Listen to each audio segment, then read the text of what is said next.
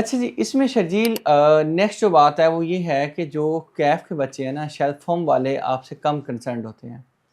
चूँकि उनके पास बड़ी मसरूफ़ियात हैं, सबसे बड़ी मसरूफ़ियत उनके पूरा दिन का ऑफ़िस है।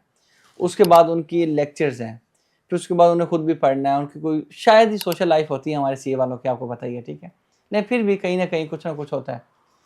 तो जो कैफ़ वाले बच्चे होते हैं वो बड़ा एक अच्छी एक्सपेक्टेशन रख के बैठे होते हैं कि आप उनको ये सपोर्ट करेंगे। हालाँकि मेरी नज़र में जो आपको वोट करने वाले हैं वो कौन है? वो फ़र्म की ऑडियंस है। वो फ़र्म के लोग हैं जो आपको वोट कास्ट करते हैं।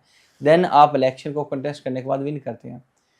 तो इसमें अगर प्रैक्टिकल देखा जाए तो कैसा मेरे मेरे हिसाब से कनेक्टेड नहीं है किनके साथ कैफ़ वाले बच्चों के साथ, क्योंकि जो इलेक्शन की वोटिंग है वो फ़ैन वाला बच्चा कर फ़ैन से मुराद ये है कि आर्टिकल्स वाला बच्चा कर रहा है। उसके बाद बात करूँ कि कैफ वाला बच्चा, तो जो मैं डिफरेंट ग्रुप्स के अंदर देखता हूँ कि कहाँ पे है कासा, कासा क्या कर रहा है, कासा सो गया है। तो आप इस सिलसिले में क्या हमें बताएँगे कि ऑडियंस को क्या अवेयरनेस होनी चाहिए इसके बारे में? सर बिल्कुल मैं आपकी बात से एग्री करूँगा। किसी तरह कुछ भी होता है ना तो सी स्टार में सबसे पहले पोस्ट आती है, कासा वाले किधर हैं, कासा वाले मारे गए हैं, सिर्फ इलेक्शन में नज़र आते हैं। लेकिन ऐसा नहीं है, जैसे मैंने पहले भी बताया कि जो इशू स्टूडेंट्स के होते हैं वो रेलेवेंट अथॉरिटी तक या रेलेवेंट बॉडी तक वो डिस्कस होते हैं, कासा कर रहा होता है। अब ये तो नहीं कर सकते कि हम अपने minutes of the meeting share कर दें कि हमारी मीटिंग में ये बात हुई है, हम कैब स्टूडेंट्स को बता दें। कैफ़ वाले कुछ ऐसे भी होते हैं सर। अभी एक मुझे इलेक्शन के बाद एक मैसेज आया, मतलब कुछ चीज़ें आप, अच्छा सर मैं आपको एक मज़े की बात बताता हूँ। वो कुछ मैसेज आपके ना, वैसे मेरी आदत है कि मैं सारे मैसेज सीन करके रिप्लाई करता हूँ, तो लेकिन कुछ एक दो चीज़ें ना वो दिमाग में इमेज रह जाता है, फिक्स हो जाती हैं। तो उसमें मुझे बच्चे का मैसेज आया कि आपकी अथॉरिटी क्या है। मैंने कहा मतलब अब मैं इसको क्या बोलूँ कि मेरी क्या अथॉरिटी है। तो मैंने खैर उसको बताया कि यार ये चीज़ें, तो कहता है ठीक है। मैंने कहा आपको क्या काम है ना, मतलब आप मुझे बता दें जो भी इशू है, तो मैं इंशाल्लाह पूरी कोशिश करूँगा उसको सॉर्ट आउट करूँ। तो कहता है कि आप मेरी इंडक्शन करवा सकते हैं। मैंने कहा मेरे अभी मैं रिसेंटली ही जीता हूँ, तो जितना मतलब हुआ मेरे अपने पर्सनल रेफरेंस है, मैं उनसे बात करके कोशिश कर सकता हूँ। तो कहता है अच्छा। मैंने कहा यार अब ये बताओ कि आप मतलब कैफ़ कर लिया है, कब किया, कितने टाइम में किया, एफटीएस क्या है सारा ना। तो कहता है नहीं भाई, मैं तो 2 साल बाद, मेरी 4 अटेम्प्ट्स बाद जाके कैफ़ होगा।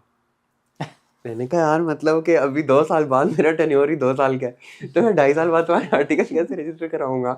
तो इस तरह के मतलब ऐसे भी क्वेश्चन आ जाते हैं ना कि चीज़ें पूछने लग जाते हैं कि जो रेलिवेंट नहीं होते।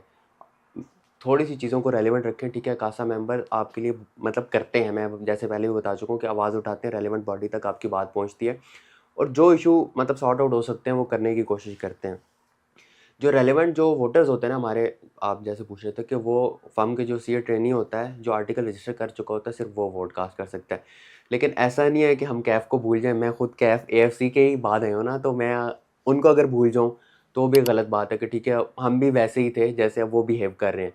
तो थोड़ा सा ग्रूमिंग की ज़रूरत है जहाँ पे हम लैग कर रहे होते हैं कि, तो किसी को भी कोई भी इशू है वो पर्सनली मैसेज कर सकते हैं, तो उस पर बात हो सकती है। यू कैन से कि अगर हम लोगों को अवेयरनेस या एजुकेट करने की कोशिश करें कि कासा के बारे में, जी तो आप एक तरफ आई कैप है और एक तरफ स्टूडेंट हैं और उनके दरमियान में आपका ब्रिज का रोल है। ब्रेज का रोल ऐसे ही।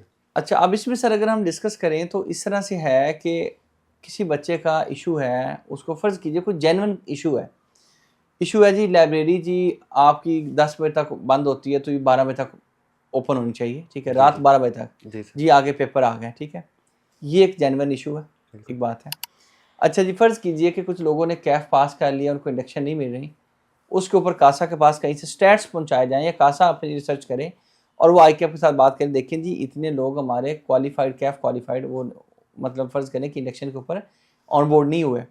इस तरह से फ़र्ज़ करें कि जैसे आपने कहा सेंटर एग्ज़ाम सेंटर बहुत दूर बन गया, उसके बारे में आप फ़र्ज़ कीजिए ये नहीं है कि सिर्फ़ वो ये कहीं बहुत दूर बन गया, एक कोई सेकंड प्रपोज़ल भी दें कि सर इस जगह पे होना चाहिए। एग्जैक्टली। तो यानी कि स्टूडेंट के जो इश्यूज़ हैं उनको टेक ऑफ करने के लिए या रिज़ॉल्व करने के लिए आपका कैसा मौजूद है, ठीक है? अदरवाइज़ अगर ये कहना कि अथॉरिटी यानी कि मतलब जी वो कोई बंदा कासा का, वो भी तो एक स्टूडेंट है, ऐसे ही वो सर। भी एक सीए फाइनल का स्टूडेंट है। उसकी डोमेन में जो चीज़ें हैं वो आपके इश्यूज़ को उठा के वहाँ पहुँचाना जो कि आप पर्सनल तौर पे शायद ना पहुँचा पाएँ। ऐसे ही। अगर पहुँचा भी पाएँगे तो उस कंसर्न्ड बंदे तक नहीं पहुँचेंगी जिस तक पहुँचनी चाहिए। और एग्जैक्ट। इसमें अब आपको बल्कि ये लोगों को ये भी नहीं पता होगा कि कासा अपने मैटर जो है वो आपकी जो कमेटी है उसके सामने रखता है। उसमें आपके अभी लीड कौन कर रहे हैं जी कमेटी को? अहमद अहमद सलमान। सुलेमान साहब लीड कर रहे हैं, ठीक है? वो भी एक फर्म के पार्टनर है, लाहौर की फर्म का है, ठीक ऐसा है। ही सर। इस तरह से कराची में भी आपका वो कमेटी है, ठीक है। जी तो एनआरसी, एसआरसी, ये 2 कमेटीज हैं। तो ये कमेटी के लोग जो हैं ये आईकैप को फिर ऑन बोर्ड करते हैं, बिल्कुल उनको आपका एग्जैक्टली मैटर पहुंचाते हैं। ऐसा ही है सर। जो रिजॉल्व हो सकता है उसको बिल्कुल करते एट हैं अर्लीस्ट कन्वीनियंस रिजॉल्व किया जाता है। ऐसा ही तो यानी कि ये चीज़ तो मेरा ख्याल है कि लोगों को अब आइडिया हो गया होगा कि कासा है क्या।